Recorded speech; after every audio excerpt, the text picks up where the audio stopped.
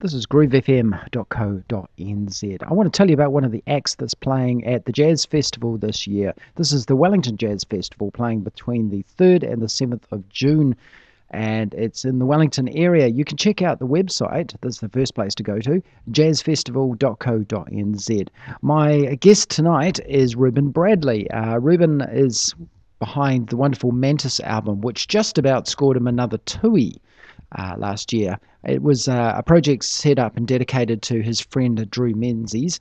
He performed it in the Wellington Opera House last year, and it was a fantastic event. I had a bit of a chat to him about that. And his new project, which is set around horror sci-fi writer Mr. Lovecraft, and he'll tell you more about him. But the work is called Cthulhu Rising. Yes, that's a mouthful, but it's definitely worth having a bit of a listen. The music is pretty cool, I have to say. It's got a sci-fi feel. It's challenging. It's quite out there, and it's probably one of the first times in New Zealand anyway that sci-fi horror music has been put to jazz. So I had a bit of a chat to him over one lunch hour. He and his little daughter Billy came along and had a bit of a coffee with me and talked to me about the project.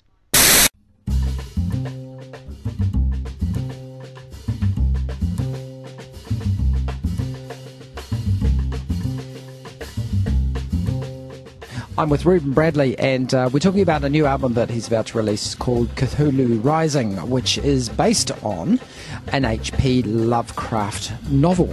Now, when I googled this, it's actually also a role-playing game, a rather apocalyptic version of one. Oh, you're here with your daughter as well, aren't you? Yeah, absolutely. Billy's here joining us. She's 9 months old and teething and very interested in this microphone right now. Would you like to say something? She stared at it, thinking how tasty that would be. Anyway, back to this. Tell me about the inspiration for this album. And like I said, when I looked it up, it is actually a sort of a wargaming type thing. But that's not really your angle, is it?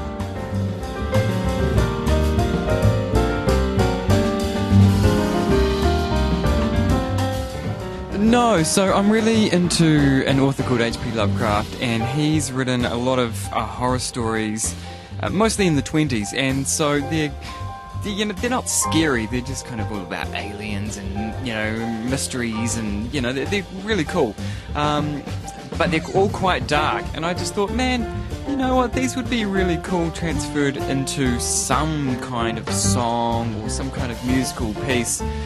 So that's what I just set about doing, really, just basing some songs on those inspirations. And yeah, it's really cool because it made me write music very different to anything I've ever written for a start, but also I think the music sounds really different to a lot of, to most music I've heard. So I can't say it's completely unique, but at the same time it feels really fresh. So it's been a really interesting experience, for me as a musician. But yeah, I think the songs sound really crazy and really, really different, really inviting. But yeah, just a different angle. So yeah, I just wanted to explore that.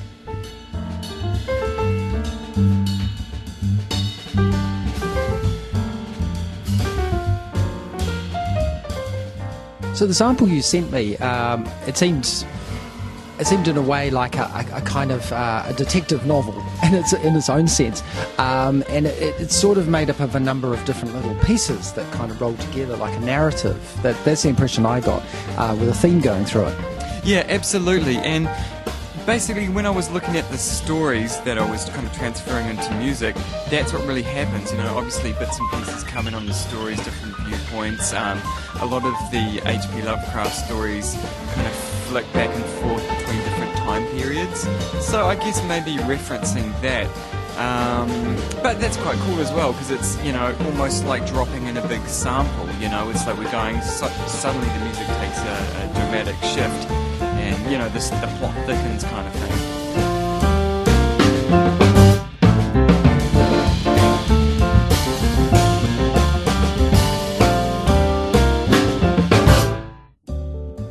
So yeah, Billy's going for the microphone full ball now. She is, arms up. That's quite good. Would you like to say something now? Again with the silence. She's nearly walking, isn't she? Yeah, she's looking like she wants to. She showing any inclinations towards playing music yet? She loves the drums. Basically, she'll crawl into the music room and then start banging the bass drum, and that's her cue to like, come on, get me on the drums. So we'll put her up on the drums, and then she'll just bang away with her hands, and then get upset when we try to take her off.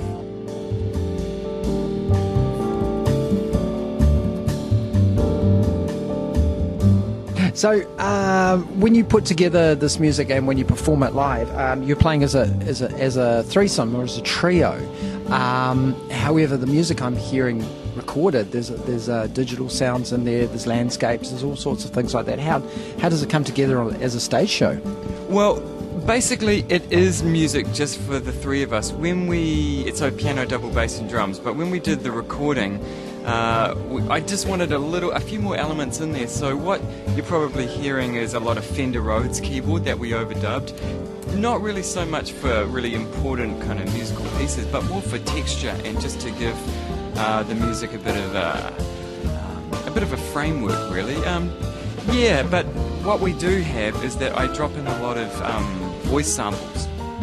So these are some samples that I've found that are, from readings of some of these HP Lovecraft stories. So just little snippets, just to give you a kind of glimpse into, the vocabulary used and the kind of the themes of the horror, I guess, the horror story. So there's a few different elements going on.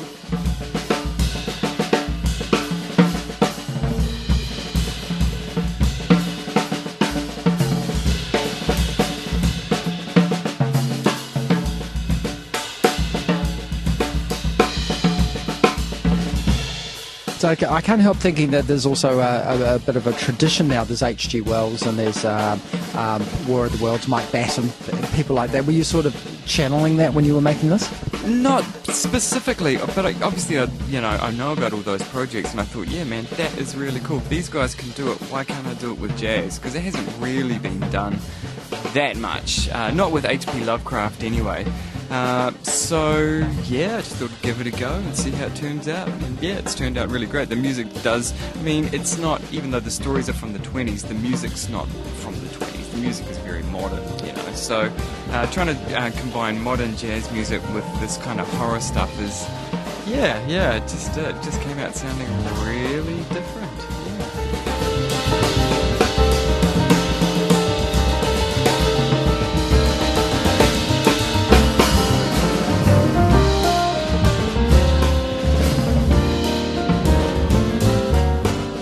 Last time I talked to you, you just made the Mantis project, and you performed that, and that went off really successfully. I'm glad we finally got a coffee, because you were hoping you'd have on stage a live espresso machine. Didn't quite come off that way, did it?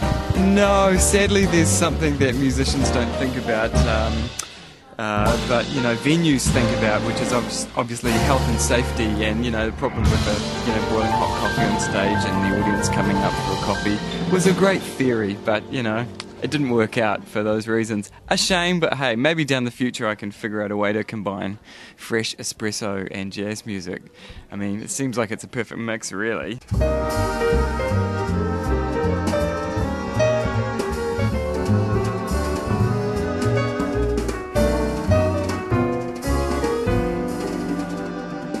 This project, you're just about to kick it off for the Jazz Festival, but prior to that you're actually going to be taking it to Australia. Well, actually, yeah, it's all part of the same tour. So we're going to playing obviously in Wellington at Old St Paul's. That's on Sunday the 7th of June. Then we have a few more gigs around the country. We've got Christchurch, we're playing in Orange Studios on the 9th, Creative Jazz Club in Auckland on the 10th, which is a Wednesday. Thursday we're playing at Lee Sawmill. That will be really fantastic because I haven't played there before. Then we're off to Sydney, Canberra and Newcastle for the rest of the week. So yeah, it's great. So we've got about 7 gigs, and would really love to do more, but the problem we have is our piano player, Taylor Eichste, who's very, very, very fantastic, and he's come all the way over from New York. He only has a short window, so next time we'll hopefully go a bit longer and get around more of New Zealand and Australia, but for now we're just going to make the most of these 7 gigs.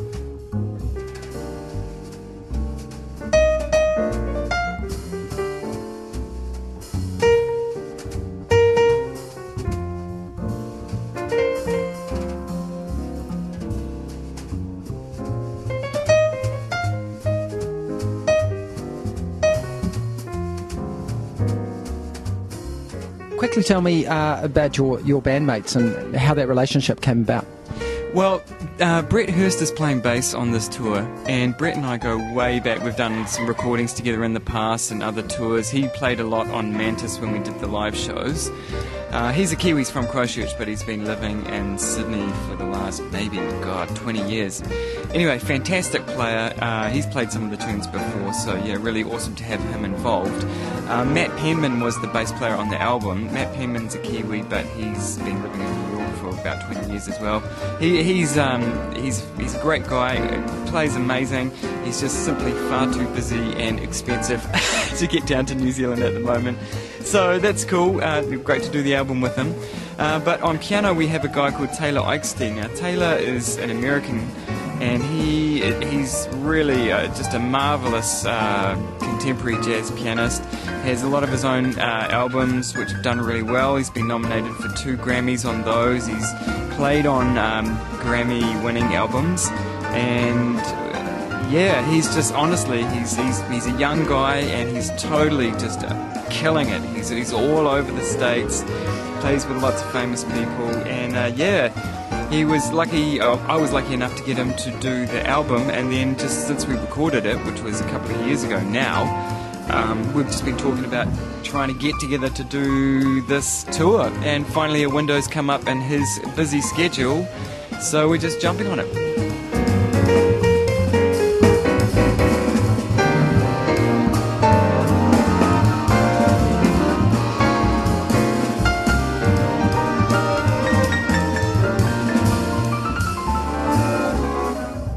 Cthulhu Rising will be available on Raffle Records, and it comes out. When does it come out? Well, we'll launch it on the tour, so I guess you can first get it on June 7th in Wellington at Old St Paul's. And then after that? Yeah, after that should be in shops from that week onwards. So what shops there are, you can get it there, or online. It'll be on iTunes as well. You can probably email me if you want, or go to my website. It's a bit old school. I could send you one in the post. How about that? But yeah, no, just available wherever you can find CDs these days. And of course through the Rattle label as well. Absolutely, yeah. Online, you can probably download it from Rattle, or you could just get them to send you out a physical copy. Thank you so much for coming in and bringing the wonderful Billy, who's smiling away sweetly there. Thank you for your contribution as well. Again with the silence. She's happy. Great interview. She's trying to eat the microphone now, but yeah. Oh, we got something. No, that's it. No, that was a woman, a few words for now.